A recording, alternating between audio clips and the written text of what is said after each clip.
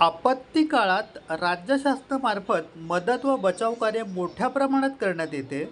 शासन व प्रशासन आपदाग्रस्तांच्या पाठीशी खंबीरपणे असल्याचा विश्वास नागरिकांमध्ये निर्माण करणे गरजेचे आहे. संभाव्य आपत्तीचा धोका लक्षात घेता नागरी आणि आपत्ती व्यवस्थापनामध्ये काम करणाऱ्या यंत्रणांनी या काळात सतर्क राहण्याच्या सूचना मुख्य सचिव सुजाता सौनिक यांनी दिल्या. मुख्य सचिव यांच्या अध्यक्षतेखाली अतिवृष्टी आपत्ती व्यवस्थापन संदर्भात बैठक झाली.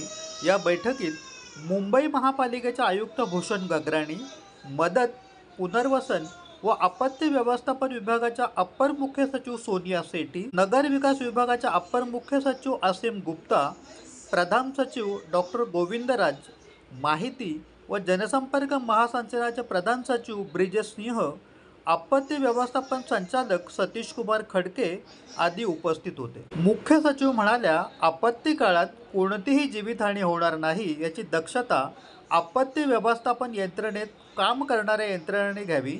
यासाठी अपूर्ण कामे, रिटेनिंग वॉल्स, नाल्यांचे काठ आणि इतर धोकादायक ठिकाणांची नियमित तपासणी व पाहणी करावी. आवश्यक त्या ठिकाणी सावधानतेची चिन्हे लावावीत आणि नागरिकांना त्याबाबत माहिती द्यावी. या काळात रेल्वे स्थानक, वाहतूक व्यवस्था, जलपुरवठा केंद्र यासारख्या ठिकाणी धोकादायक स्थिती जाणवल्यास या सेवा तात्पुरत्या थांबवण्यात याव्यात. आपत्तीत काम करणाऱ्यांना आवश्यक साधनसामग्री दिली जावी. या काळात घ्यावयाची काळजी याबाबत नागरिकांना देण्यात येणाऱ्या सूचना एका ठिकाणाहून दिल्या जाव्यात. या काळात दिल्या जात असलेल्या मदतीची माहिती समाज माध्यमे, इलेक्ट्रॉनिक मीडिया, वृत्तपत्र व अन्य माध्यमातून नागरिकांना दिली जावी. याचबरोबर आपत्तीमधील घटनांची वस्तुनिष्ठ माहिती देण्यात यावी. पाण्याचे नमुने घेऊन त्याची तपासणी करावी. संसर्गजन्य आजाराबाबत जनजागृती करावी.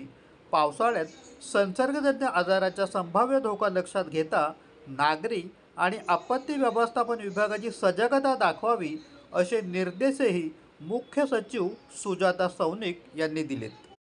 अल्पावधीतच लोकप्रिय झालेला भारताचा बुलंद आवाज आपला Bharat channel subscribe, share, like आणि कमेंट्स करायला विसरू नका.